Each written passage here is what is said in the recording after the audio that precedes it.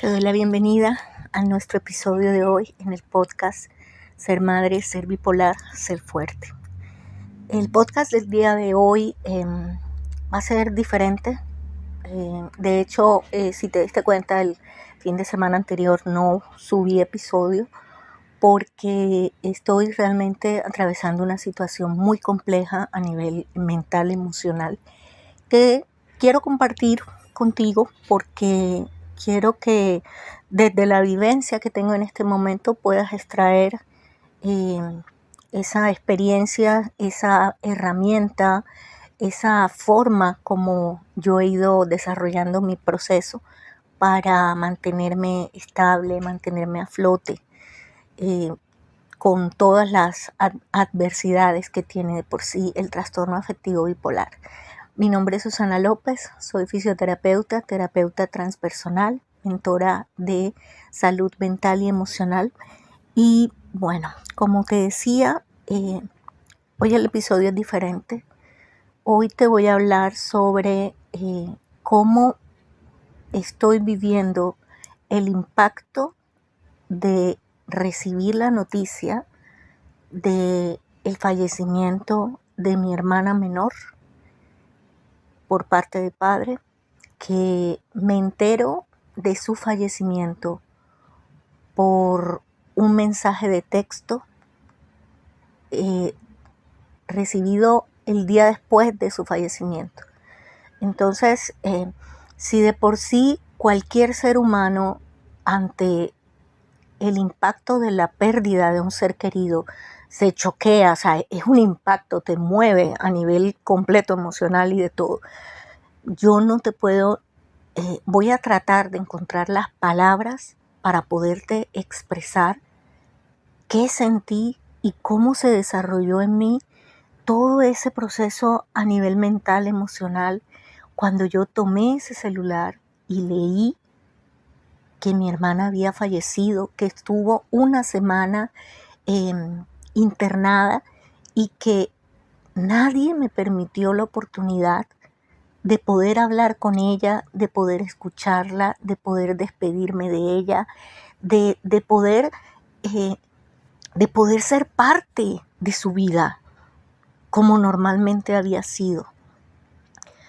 Es una situación que realmente cuando yo tomé ese celular solo alcancé a leer las primeras 2 líneas que decían tu hermana falleció ayer. Yo tengo 2 hermanas, pues mi hermana que falleció y la que me sigue a mí, que es la de en medio, por así decirlo. Y cuando leí recuerdo que grité, no puede ser. Enseguida llegó mi esposo, llegó mi hija, llegó mi hijo, así sería el grito que yo, desgarrador que yo solté. Y me preguntaban, ¿qué pasó? Yo decía, murió mi hermana. ¿Cuál? Y yo, no sé cuál, yo no puedo leer, o sea, en mi mente no entraban las letras que yo estaba leyendo. En el momento en que leí esas dos líneas, tu hermana falleció ayer, mi mente se cerró por completo. Y era temblar. Me decía mi hijo, mamá, pero lo leíste. Yo no lo he podido leer, no sé qué dice. Léanlo, por favor, léanlo y explíquenme. Porque yo sencillamente perdí la capacidad de entender y procesar lo que yo estaba viviendo. ¿Ya? Lloré por un periodo muy corto. Y ese llanto se cortó y pasó un enorme sentimiento de impotencia, de frustración, de enojo por la forma tan absurda como se manejó esa información. Yo aún estoy dándole vueltas en mi cabeza, hoy que acabé de salir de la cita con mi psicóloga, tratando de entender cómo una persona puede enterarse de algo semejante, que en este caso fue un familiar cercano a mí, muy cercano a mí. Ese se lo comenta a otro y ese otro es el que me escribe el mensaje. Ni siquiera me puede llamar a decírmelo. Eso muestra que no hay conciencia real de, de mi condición como tal de bipolaridad. ¿Ves? Y muestra lo complejo que es que te caigan bombas de ese tamaño y tú igual como madre, ¿qué tienes que hacer? Si tienes que responder igual por tus hijos, no importa en qué shock tan grande te encuentres. Y como le decía yo a mi psicóloga hoy, llevo desde el día 6 de abril que me enteré de esto, en un estado que paso del enojo a la tristeza, de la tristeza a la hipomanía, de la hipomanía al enojo. Es un triángulo. Y realmente le preguntaba hoy a la psicóloga, ¿por qué no estoy llorando? ¿Por qué yo no he llorado? Y ella me decía, porque es que aún estás en shock. Es mucha información que procesar, es mucha información que asimilar, el entender por qué no se me permitió tener la oportunidad de despedirme, el entender por qué no se me permitió ni siquiera saber del instantáneo momento en que falleció, el pensar que me entero porque esa persona le provocó contarme por texto, y si no me hubiera contado, mi hermano nunca me llamó a contarme. ¿Por qué no me llamó? ¿Por qué a pesar de escribirle no me respondió? ¿Cómo maneja una persona una situación así sin alterarse? Y peor aún, ¿cómo estoy logrando mantenerme a flote y estable en medio de una situación semejante? Y la respuesta es compleja y sencilla a la vez. Es gracias al proceso que me ha costado sudor y lágrimas desarrollar en mi sanación emocional, en lograr entenderme a mí misma, descubrir mis heridas, limpiarlas aunque duelan, porque duelen. Cuando tú tienes una herida que no se cerró bien y que está infectadita, el abrirla y limpiarla duele y duele en el alma. Y se necesitan, si eres mujer, ovarios, y si eres varón, gónadas para poder enfrentar eso. Y aparte, hacer el malabarismo con ser mamá o ser papá. Es teso, como decimos acá en Barranquilla, en mi tierra. Es difícil, es complejo.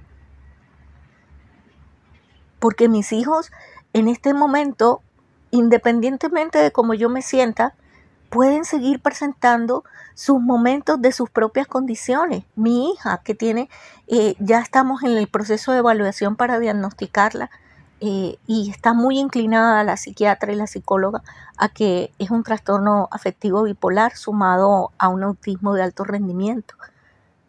Y yo tengo que estar para ella, no importa cómo me sienta.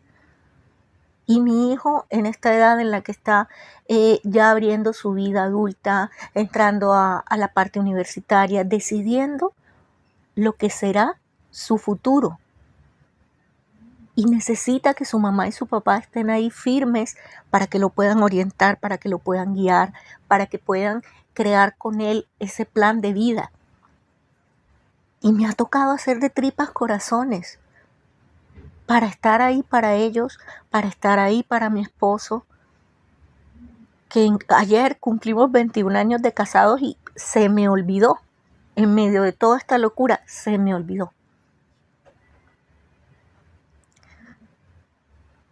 No la estoy pasando bien, está siendo muy complejo esto, pero en medio de todo este caos, me tranquiliza saber que ya he despertado ese nivel de conciencia para poder distinguir qué acción fue inapropiada de hacer de esa determinada manera, qué comportamientos definitivamente de otras personas hacia mí me lastiman y los límites claros que yo debo poner en esa interacción. De hecho, solicité, se lo dije así a la persona que me escribió, le dije, mira, de aquí en adelante, cualquier situación que se presente, que sea de esta índole o que sea grave, por favor, Si no quieres decírmelo directamente, llama a mi esposo, explícale la situación, que mi esposo ya yo lo he entrenado en cómo es la forma más adecuada para darme a mí una noticia que sea fuerte, porque sí he desarrollado la capacidad de manejarlo, pero si antes me preparo. Si no, es como que te llegara una aplanadora y te pasó por encima y ni siquiera la viste llegar.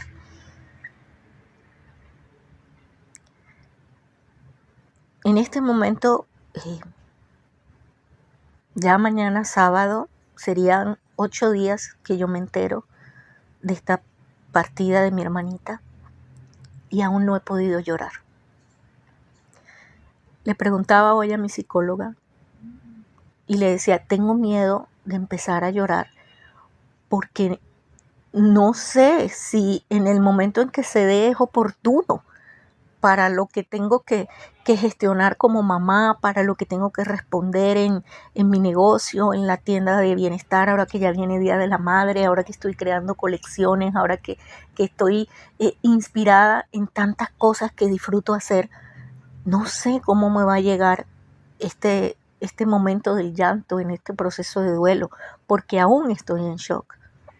Y su respuesta fue, en el momento que llegue el llanto, déjalo fluir, deja que salga. Pero no puedo, en este momento no puedo. Y me da miedo, te comparto ese sentimiento, me da miedo que cuando llegue el llanto no pueda pararlo y caiga en una fase depresiva. Pero es que es comprensible, ¿cómo no se va a sentir uno triste o deprimido si se muere su hermana menor de solo 23 años? ¿Cómo tú puedes entender una situación así? ¿Cómo tú puedes entender que ya no está? De la manera más absurda. Entonces, ¿cómo voy a seguir maravillando acá con todos los frentes que como mamá tengo que atender, que como empresaria tengo que atender, que como youtuber tengo que atender? Enfocarme en todo aquello que me genera bienestar. En mi otro canal de Fibrosaludables, que es un canal para personas con fibromialgia y dolor crónico, cáncer, todo tipo de enfermedad que genere dolor crónico. Voy a dedicarme a crear nuevos videos, nuevos audios de frecuencias binaurales para alivio de dolor. Acá seguir desarrollando los episodios del podcast. Ya tenía listo el que iba a salir la semana anterior, que era sobre los miedos que se dan en la maternidad cuando tienes bipolaridad. Estoy evaluando si saco estos 2 hoy mismo o te dejo y el domingo siguiente subiría el de los miedos y te cuento cómo va mi proceso también, cómo me he ido desenvolviendo. Quiero compartir contigo cada etapa de este duelo. Entonces es posible que suba videos durante esta misma semana porque quiero transmitir cómo estoy viviendo ese proceso de duelo. Creo que es una experiencia que vale la pena compartir y lo voy a hacer. Y miraremos cómo nos va en ese proceso. Me encantaría recibir sus comentarios, sus sugerencias sobre los temas que les gustaría que desarrolle en los próximos episodios y compartir experiencias. Y he hecho esto de verdad con mucho amor, el hacer esta catarsis y desnudar mis emociones, mi estado, mostrar mi vulnerabilidad. Lo hago con todo el corazón, con toda la intención de que esa persona que necesita escuchar que es posible en medio de todo el caos, en medio de toda la tormenta, encontrar un espacio de paz y de tranquilidad. He escuchado más de 20,000 veces, me he ido a mi a mi lugar seguro. Te dejé la meditación en la semana pasada, así que te voy a dejar ahorita el link. Lo puedes encontrar ahí mismo en mi canal. Y recuerda suscribirte, unirte a esta comunidad y acompañarnos en este proceso de aprendizaje de cómo ser una mamá bipolar y ser fuerte. Un beso para ti. Nos vemos en un próximo episodio.